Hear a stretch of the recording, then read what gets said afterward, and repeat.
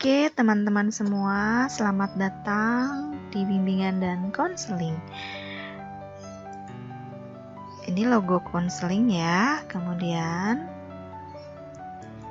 ini logo provinsi dan ini logo SMK.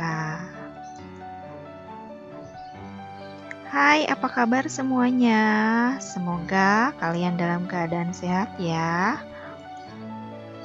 Perkenalkan, nama Ibu Siti Rubaiah SPD, guru bimbingan dan konseling di SMK Negeri 1 Cibatu, atau boleh dikatakan konselor. Nah, ini mohon maaf, Ibu belum bisa menampilkan secara kamera ya. Ini Ibu tampilkan saja, barangkali nanti ada yang berjumpa dengan Ibu, tolong disapa. Oke, Ibu lahir di Cirebon 8 Januari 86, alamat Kampung Mekarsari, RT 5 RW 2, Desa dan Kecamatan Cibatu, Kabupaten Purwakarta. Tentunya teman-teman ada yang dari wilayah Cibatu ya, deket ya dengan Ibu. Kemudian keluarga, Ibu alhamdulillah sudah punya suami dan dikaruniai 2 anak laki-laki. Pendidikan, bimbingan dan konseling Universitas Darul Ulum Jombang, Jawa Timur ya. Kemudian tugas Ibu di sini di SMK Negeri 1 Cibatu Purwakarta mulai dari 2014 sampai sekarang ya. Oke. Kali ini Ibu akan berikan materinya. Tujuan pelayanannya adalah peserta didik mengemukakan pendapatnya tentang bimbingan dan konseling. Nanti kalian diminta untuk mengemukakan pendapat tentang bimbingan konseling. Kemudian yang kedua, peserta didik dan konseli mengenali pengertian bimbingan dan konseling dengan baik. Dan guru BK-nya tentunya harus kenal ya. Yang ketiga, mengemukakan permasalahan yang dihadapi. Jadi, yang terakhir, membangun hubungan yang baik dengan guru BK. Tentunya kalau kita sudah saling kenal, kita tinggal membangun hubungan baik ya. Oke, aspek dari standar kompetensinya, kompetensi kemandirian peserta didik adalah pengembangan diri. Materinya tentang pengenalan. Sebelum ke materi, ada ice breaking dulu ya. Perhatikan gambar ini. Dapatkah kamu menemukan wajah manusia? Oke, siap-siap. Kalian perhatikan gambarnya ya. Kalian bisa tidak menemukan wajah manusia pada gambar ini? Oke, sudah? Oke, kita berlanjut ya.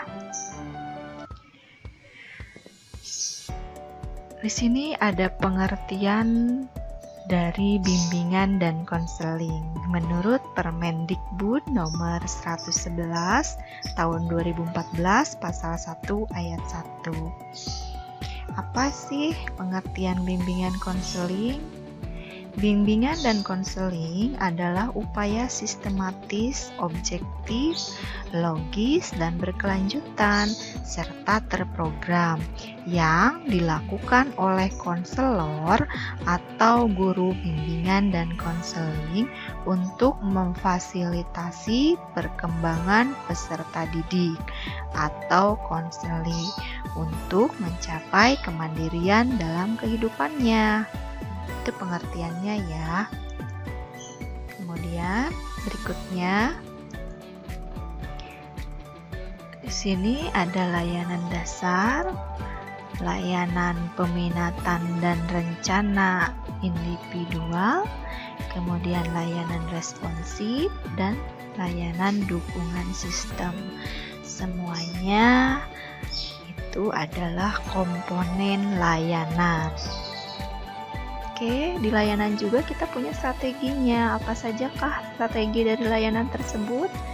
Yang pertama, konseling individual, yaitu di mana antara konseli dengan konselor, konseli itu siswa ya, kemudian konselornya adalah guru BK, itu terjadi komunikasi tujuannya untuk menyelesaikan masalah pribadi. Itu namanya konseling individual. Kemudian yang kedua, konseling kelompok. Apa itu konseling kelompok? Penyelesaian masalah melalui kelompok. Jadi, kita bisa menyelesaikan masalah dengan cara berkelompok. Anggotanya minimal 2 orang ya. Kemudian yang ketiga, bimbingan kelompok. Apa bedanya konseling dengan bimbingan? Kalau konseling itu lebih terpusat kepada penyelesaian masalah, tapi kalau bimbingan itu biasanya isinya tentang informasi-informasi. Kemudian yang keempat, bimbingan klasikal. Apa bedanya kelompok dengan klasikal?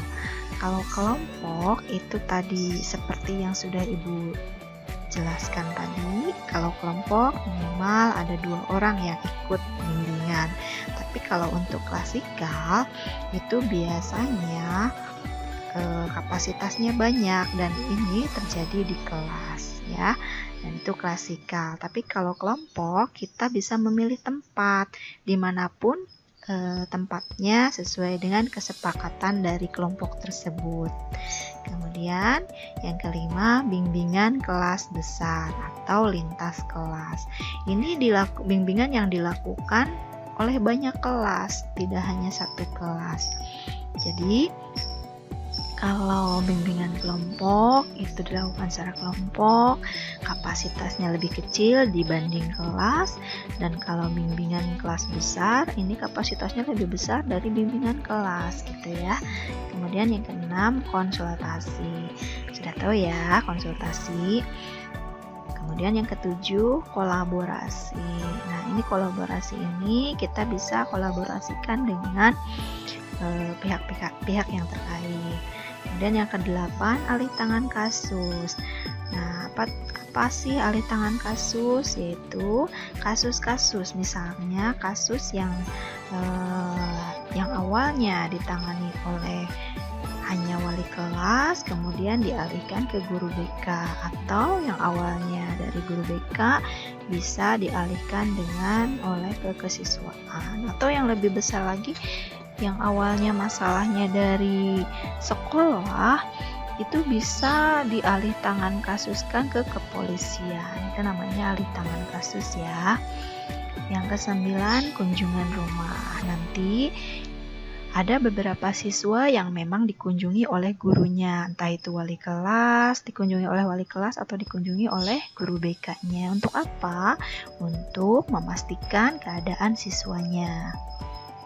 Oke, yang ke-10, advokasi. Ini ada perlindungan ya, yang namanya advokasi. Kemudian yang ke-11, konferensi kasus. Nah, konferensi kasus itu biasanya kita berkumpul antara beberapa pihak, misalkan dari pihak siswa, guru, wali kelas, guru mata pelajaran, kemudian guru BK, dan kesiswaan, dan yang lainnya. Itu namanya konferensi kasus. Kemudian yang ke-12, peminatan.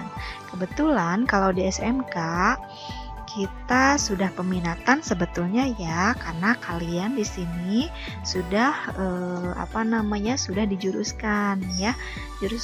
Juruskan apanya? Peminatannya. Contohnya kalian sekarang ada atau memilih jurusan teknik kendaraan ringan atau akuntansi atau dan lain-lain ya. Di sini ada 5 jurusan. Itu semuanya strategi layanan. Oke, sampai di situ pengenalan BK-nya. Kalau nanti ada pertanyaan tinggal tulis aja di kolom komentar, nanti Ibu pasti langsung jawab ya. Terima kasih, ini kesimpulannya.